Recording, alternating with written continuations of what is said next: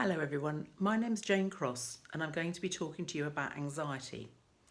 Anxiety is a natural response to fear, and you'd be a very unusual person indeed if you weren't experiencing heightened anxiety in our current circumstances. Ordinarily, anxiety has the useful protective function of making us pause and think about what we're doing, but it can run out of control and become debilitating, triggering chemical and behavioural reactions that in extreme cases prevent someone from having a normal life. Anxiety can trigger fight or flight responses which are very difficult to manage when we're confined to our own homes for long periods like we are now.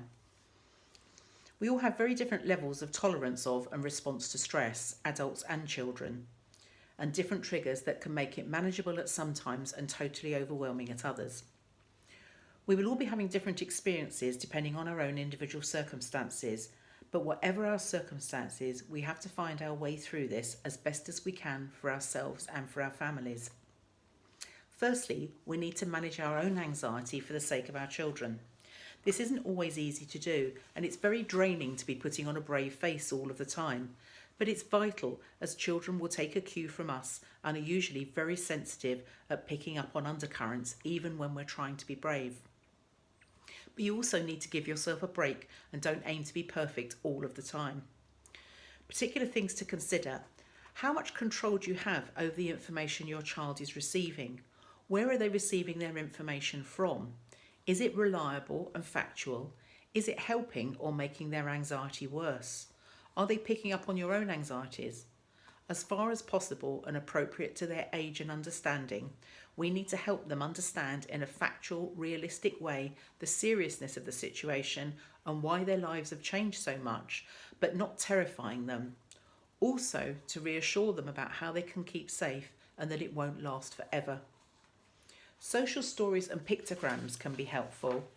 I've put some on the Facebook, on the Reaching Families Facebook page, and there'll be some links to other resources on a fact sheet that they'll be bringing out soon. Recognising and labelling anxiety can be helpful. Sometimes it can be disguised as other behaviours such as repetitive movements, sadness, anger, aggression, rocking, changes in eating or toileting habits, chewing, biting, blinking. Acknowledging this rather than reassuring or dismissing is more helpful.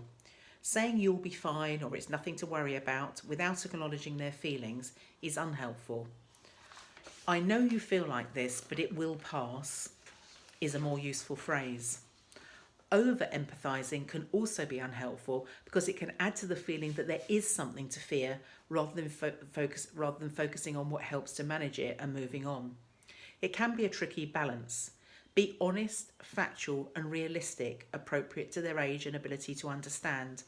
Answer their questions as far as you can and try to find the answer from a reliable factual source for the ones that you can't. Thinking and feeling use different parts of the brain, and the aim is to encourage the thinking part in times of heightened anxiety so that feelings don't overwhelm and lead to panic. You can do this by encouraging the child to be in the moment, to understand that right now they're safe and nothing will harm them, that they can take back some kind of control. There are many ways of doing this, mostly focusing on breathing techniques and something tangible to distract and divert. For example, 5-finger breathing, where you hold up one hand and trace the fingers round with the other hand while you breathe in and out and count to 5. 3, 4, 5, like that. You may need to adapt this for some children who can't control their fingers by using another object or helping them to hold their hands for them, and this is called co-regulation. Teaching them to do it themselves is encouraging self-regulation. Another useful technique to regulate emotions is 5 things, where you encourage them to name 5 things they can see, 5 things they can touch, and 5 things they can hear. This grounds them in the moment and distracts them for the overwhelming feelings they've been experiencing. Consider the sensory environment and control that as far as you can. Some children may be finding it harder than others to cope with increased noise from siblings, the smells and chaos of home life, being in the same space as others for too long. or others may be missing a lively classroom. Soothing music or quiet time can be helpful. Another idea is to use worry time.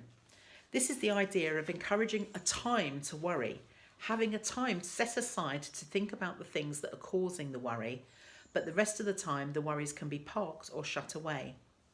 You can use an actual object such as a worry monster or a worry box, or visual metaphors such as a cupboard or chest or bubble where the worries are shut away for now.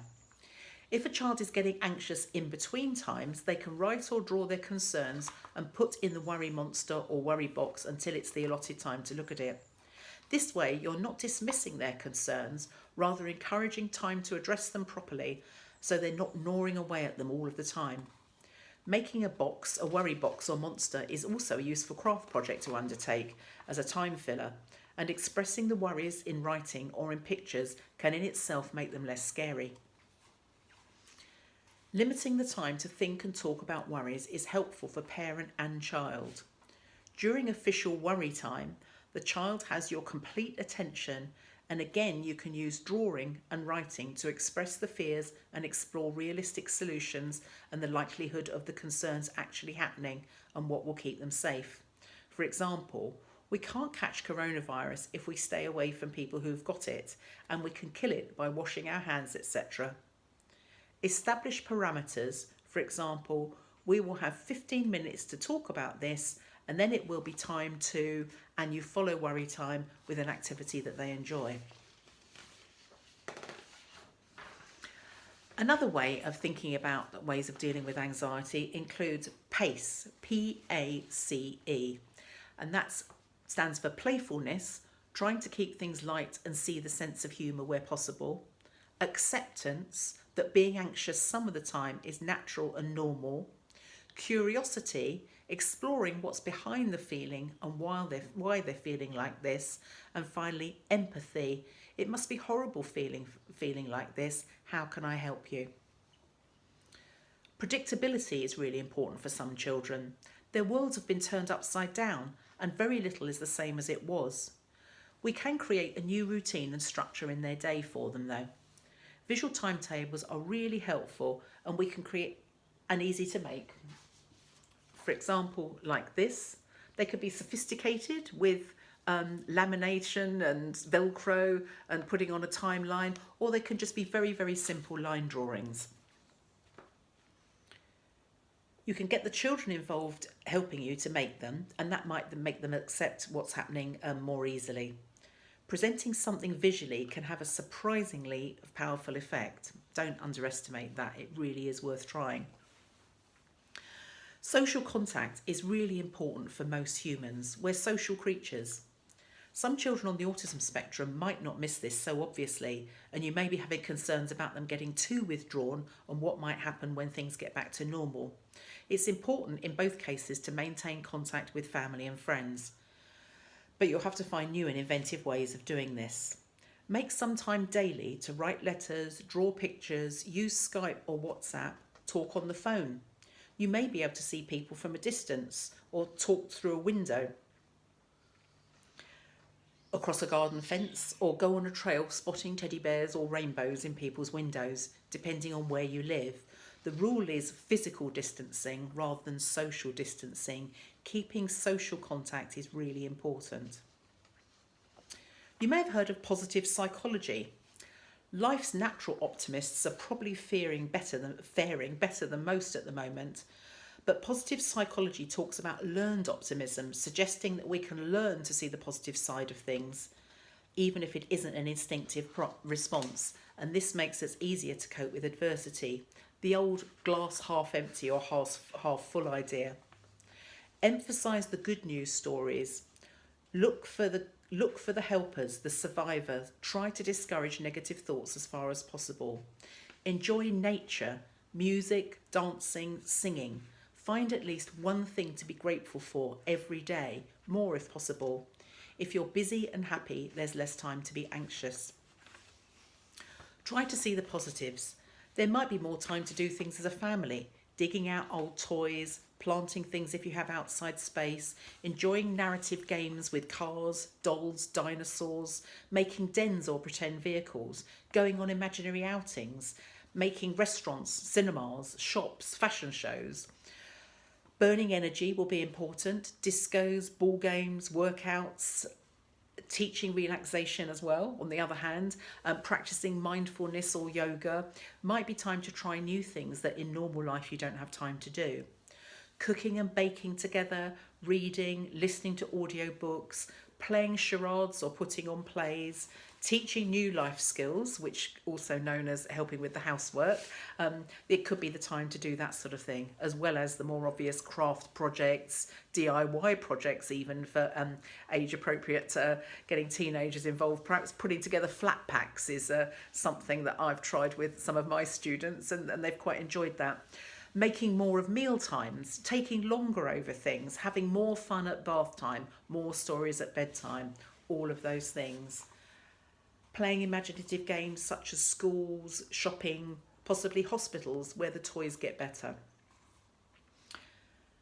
Remember that ultimately worry changes nothing, it just steals your joy. And remember that all things, including this, will pass.